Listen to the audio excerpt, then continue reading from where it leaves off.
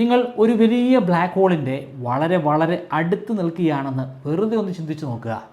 Space സ്യൂട്ടൊക്കെ ധരിച്ച് ഏകദേശം 1 മണിക്കൂർ നേരം നിങ്ങൾ അവിടെ നിന്നു. അതിനുശേഷം നിങ്ങൾ നിങ്ങളുടെ ഭൂമിക്ക് നേരെ ഒന്ന് തിരിഞ്ഞു നോക്കി. അപ്പോൾ നിങ്ങൾക്ക് അവിടെ കാണാൻ സാധിക്കുന്നത് നിങ്ങളുടെ ഭൂമിയല്ല.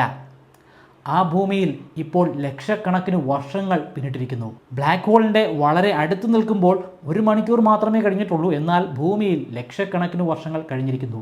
ഈ പറയുന്നത് ഒരു സയൻസ് ഫിക്ഷൻ ഒന്നുമല്ല, ഇത് സയൻറ്റിഫിക് ആയിട്ടുള്ള തിയറിയാണ്. ഇതാണ് ജനറൽ റിലേറ്റിവിറ്റി തിയറിയിലൂടെ പറയുന്ന ടൈം ഡയലേഷൻ. ടൈം ഡയലേഷൻ അനുസരിച്ച് ഗ്രാവിറ്റി അല്ലെങ്കിൽ ഗുരുത്വാകർഷണം വളരെയധികം കൂടുതലുള്ള പ്രദേശത്ത് സമയം വളരെ വളരെ മന്ദമായിട്ടുള്ള വേഗതയിലായിരിക്കും സഞ്ചരിക്കുക. ഇത് ഭൂമിയുടെ ഉള്ളിൽ തന്നെ ആപ്ലിക്കബിൾ ആണ്. നിങ്ങൾ കുട്ടനാട് പോലുള്ള ഒരു പ്രദേശത്താണ് നിൽക്കുന്നതെന്ന് കരുതുക. നിങ്ങളുടെ ഒരു സുഹൃത്ത് ഹിമാലയത്തിലാണ് നിൽക്കുന്നതെന്ന് കരുതുക. ഹിമാലയത്തിൽ നിൽക്കുന്ന ആ വ്യക്തിക്ക് ഗ്രാവിറ്റി താരതമ്യേന അല്പം കുറവാണ്. അതുകൊണ്ട് തന്നെ ഹിമാലയത്തിൽ നിൽക്കുന്ന ആ വ്യക്തിയുടെ സമയം കുറച്ചുകൂടെ വേഗത്തിൽ പോകുന്നതാണ്. കുട്ടനാട്ടിൽ നിൽക്കുന്ന നിങ്ങളുടെ സമയം കുറച്ച് പതിഞ്ഞ വേഗതയിൽ മാത്രമേ പോകത്തുള്ളൂ. അത് വളരെ ചെറിയൊരു ഡിഫറൻസ് മാത്രമാണെന്ന് കൂടെ നിങ്ങളൊന്ന് ചിന്തിക്കണം. ഇതിനുപരിയായി പ്രാക്ടിക്കലായിട്ടുള്ള ചില ആപ്ലിക്കേഷനുകൾ കൂടിയുണ്ട്. GPS കുറിച്ച് നിങ്ങൾ കേട്ടിട്ടില്ലേ? GPS സാറ്റലൈറ്റുകളുടെ സഹായത്താലാണ് പ്രവർത്തിക്കുന്നത്. ആ സാറ്റലൈറ്റുകളിൽ കൃത്യമായിട്ടുള്ള ടൈം കറക്ഷൻസ് നടത്തുന്നുണ്ട്. എങ്കിൽ മാത്രമേ അതിന് കൃത്യമായിട്ട് പ്രവർത്തിക്കാൻ സാധിക്കത്തുള്ളൂ.